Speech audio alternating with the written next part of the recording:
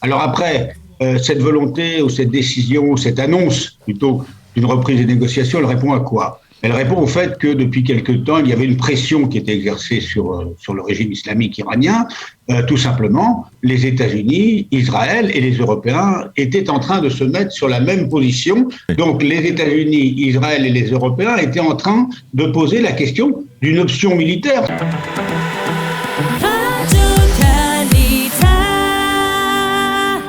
Michel Topman, bonjour Boker Tov.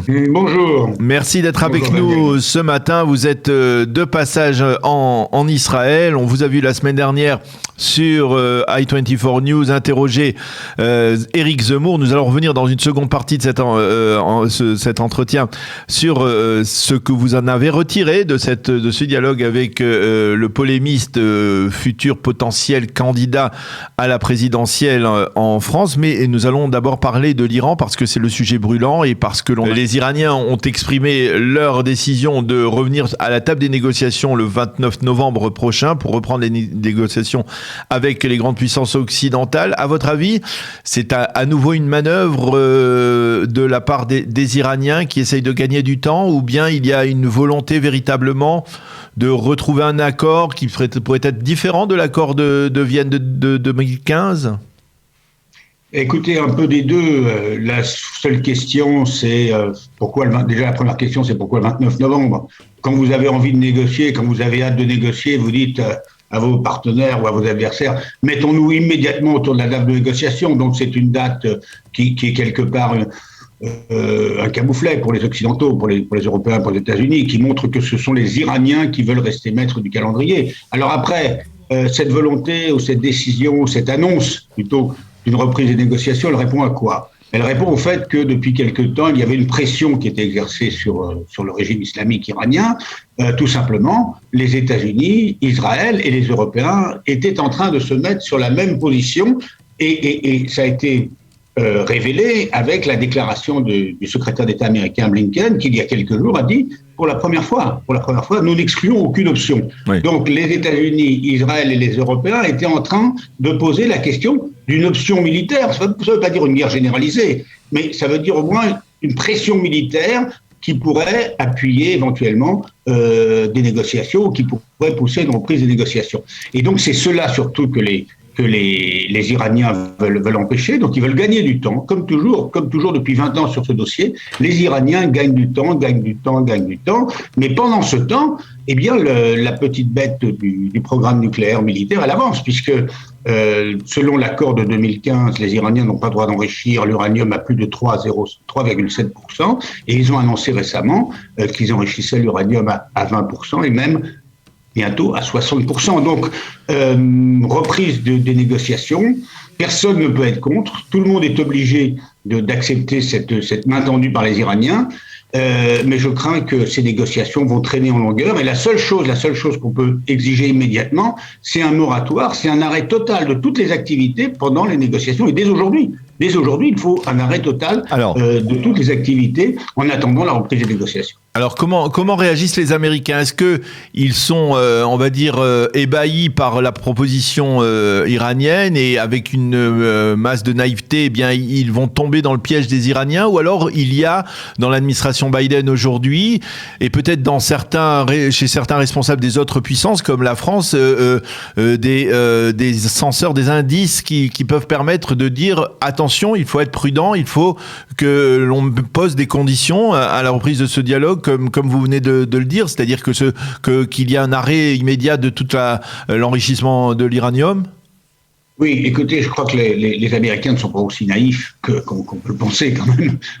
Ils souhaitent évidemment une solution négociée, mais on n'est plus en 2015 et ils savent très bien que si on revient à la table des négociations, ce sera difficile de revenir à l'accord de 2015, parce que ça voudrait dire que tous les efforts qu'ont fait les Iraniens depuis 2 ans, depuis que les Américains ont quitté, c'est les Américains qui ont quitté l'accord sur le nucléaire, tous les progrès qu'ils ont fait sur le plan technique et l'enrichissement d'uranium, tout ça, qu'est-ce qu'on en fait? Est-ce qu'on peut revenir déjà à l'accord de 2015? Ce serait déjà pas mal, mais en même temps, les Iraniens posent des conditions.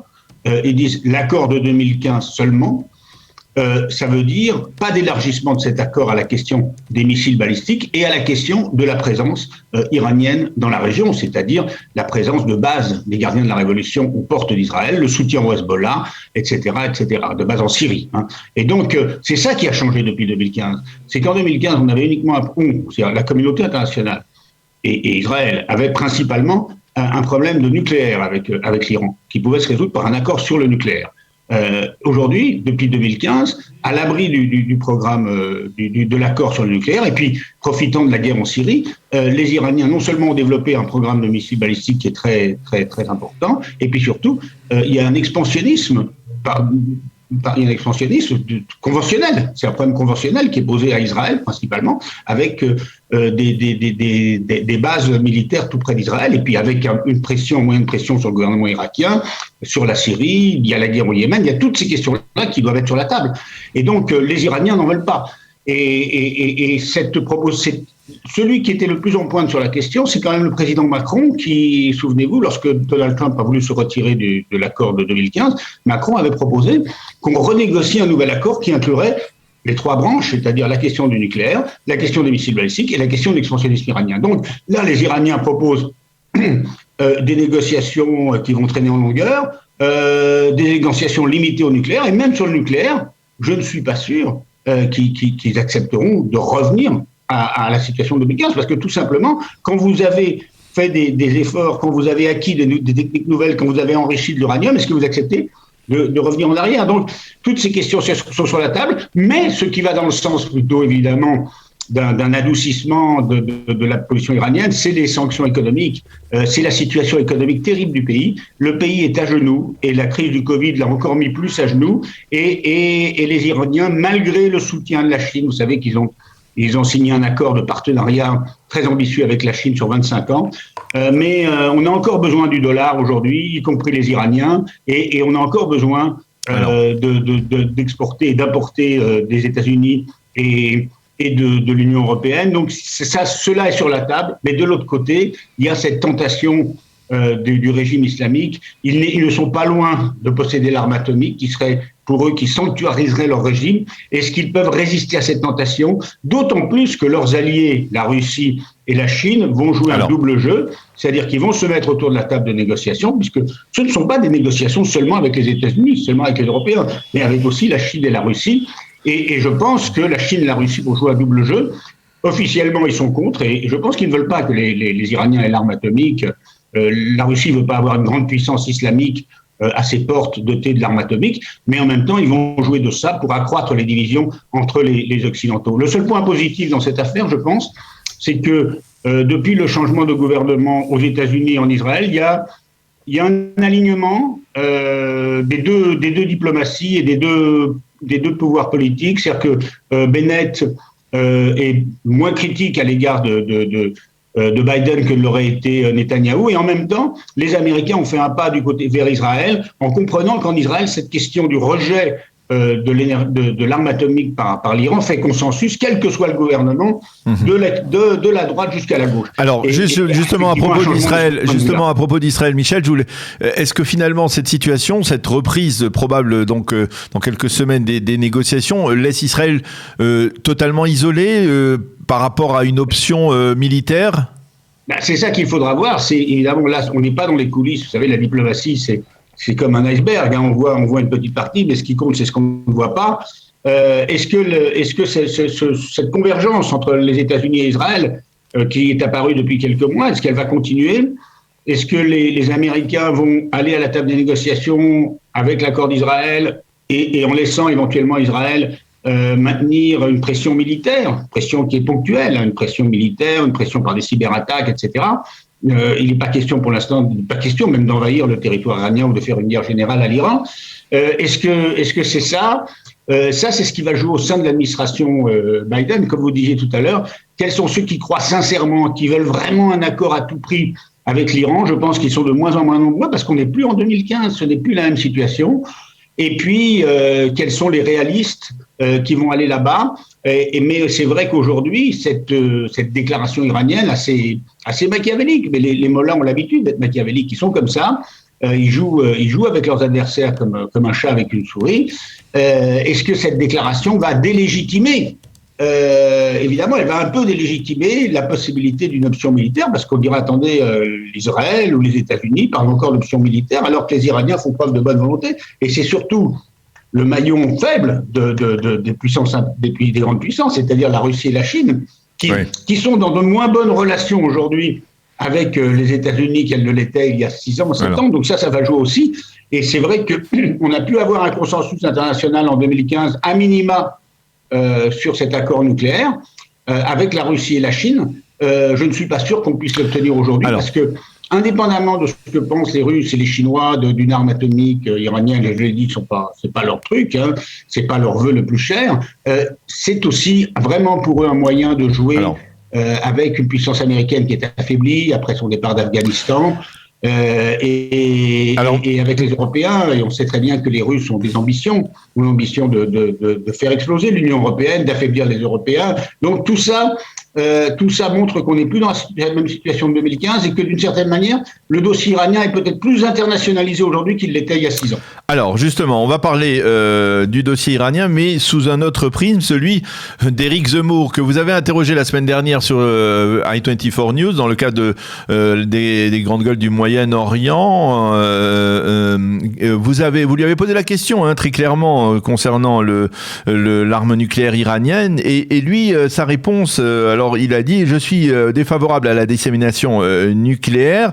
Et puis, il a balayé, on va dire, le problème du nucléaire iranien en affirmant que de toutes les manières, l'arsenal nucléaire dont disposait l'État d'Israël pourrait décourager n'importe quel ennemi. Qu'est-ce que vous pensez de cette réponse ? Ça veut dire, qu'est-ce qu'il dit dans ce dossier du nucléaire iranien, Éric Zemmour, à travers ces quelques phrases ? Cette réponse, elle est à l'image un peu de toutes les déclarations, pas toutes, mais de la plupart des déclarations qu'il fait maintenant, depuis qu'il est presque candidat, il n'est pas officiellement candidat, mais depuis qu'il est entré sur la scène politique, il se comporte comme un observateur. La plupart de ces déclarations, si vous les suivez, c'est des déclarations d'observateur où il dit « je constate que ». Et là, sur la question du nucléaire iranien, il dit, il se situe en observateur, il dit « je constate que l'Iran est un grand pays, je constate que l'Iran veut l'arme atomique. Moi, je ne suis pas favorable à la dissémination. Il dit ça poserait un problème, la dissémination. Tout le monde le pense que ça poserait un problème. Il dit que la course au nucléaire remonte au char. Mais il ne dit pas non plus je suis défavorable.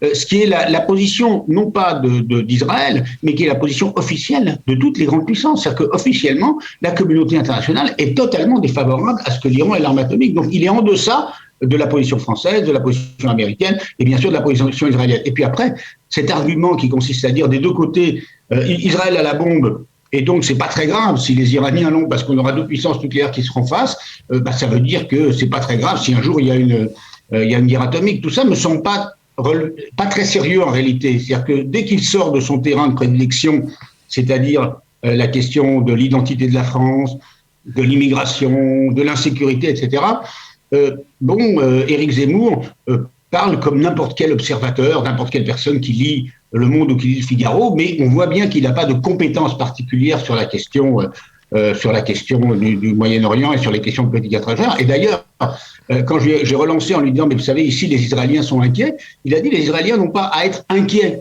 de la situation iranienne et de la possibilité de l'acquisition de l'arme atomique par l'Iran ». Je ne me souviens pas exactement de ses propos, mais c'était le sens de sa phrase. Et là, c'est un déni total de réalité, car vous êtes en Israël, vous allez dans la rue, vous interrogez n'importe qui, de l'extrême droite à l'extrême gauche, tout le monde est inquiet. S'il y a bien une menace qui fait consensus en Israël, c'est la menace iranienne. Donc, il y a de la part d'Éric Zemmour, c'est un peu ça ma conclusion. Et c'est la même approche. Il se comporte en observateur, et quand ça l'arrange, il se comporte vraiment en acteur politique. Et c'est la même approche, vous le pensez, quand il s'est exprimé à propos de la solution à 2 États qui, selon lui, est dépassée, du fait qu'il n'y aura pas d'État palestinien, parce que ça peut-être séduire une partie de son électorat, y compris l'électorat juif, de dire, voilà, Éric Zemmour, finalement, il est le plus, on va dire, le plus pro-israélien des candidats à la présidentielle, puisqu'il dit que, il est contre un État palestinien, qu'il est contre la solution à 2 États, enfin, que cette solution est dépassée. Daniel, Daniel, justement. Non, il n'a pas dit je suis contre. Il n'a pas dit je suis citoyen ou candidat, je suis contre et je m'opposerai de toutes mes forces à ce qu'il y a un État palestinien.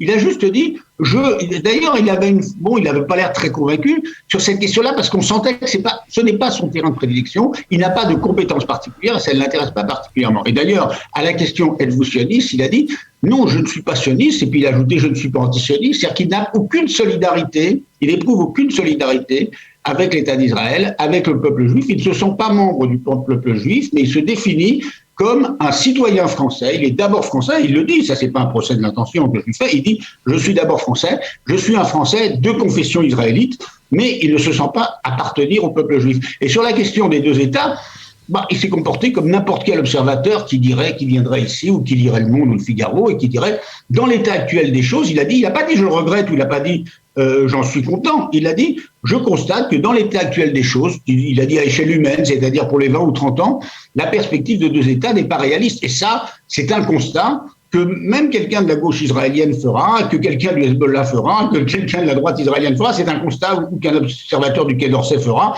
c'est que dans l'état actuel des choses, la perspective de deux États ne semble pas réaliste. Donc, par contre, quand on lui pose des questions plus sur la question des Juifs de France, par exemple, quand je lui ai posé la question de cette fameuse phrase de Gaulle, qualifiant le peuple juif de peuple d'élite, sûr de lui et dominateur, alors là, évidemment, il a dit j'étais enfant à l'époque, ça c'est vrai, mais il dit mon père n'a pas été choqué par cette phrase.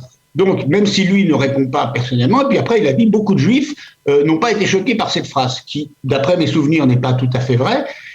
Et là, on sent vraiment qu'il veut absolument être d'abord, sa référence, elle est d'abord française, et il veut vraiment être accepté par cette extrême droite française dont il brigue le leadership aujourd'hui. Et je pense d'ailleurs toutes ces déclarations provocatrices qui ne sont pas des déclarations d'un candidat au deuxième tour, d'un candidat à la victoire, c'est des déclarations de premier tour qui visent principalement les cadres du Rassemblement national, en affirmant sa filiation, y compris sur l'affaire Dreyfus, il prend tout de l'extrême droite, de toute l'histoire de l'extrême droite, contrairement à Marine Le Pen, et c'est pour exister politiquement, décrocher le leadership, avoir les signatures, et peut-être qu'après, s'il est assuré d'être au deuxième tour, il sera obligé d'avoir un discours plus rassembleur, et aussi de s'exprimer sur d'autres questions que les questions d'immigration, d'identité nationale, etc., sur lesquels il y a évidemment matière à discuter, mais sur lesquels il propose des solutions qui sont pas forcément réalistes, parce que lorsqu'il dit qu'on renverra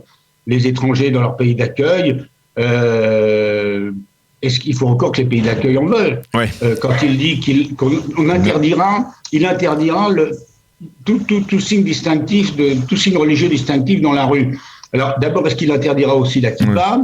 Est-ce qu'il interdira les vêtements des orthodoxes? Est-ce qu'il interdira la croix? Et puis, comment on interdit dans la rue? Vous voyez, il dit une chose avec laquelle certains peuvent être d'accord, surtout quand ça vise l'islam, il y a évidemment un problème avec ces manifestations ostentatoires de l'islam dans les rues de certains quartiers français.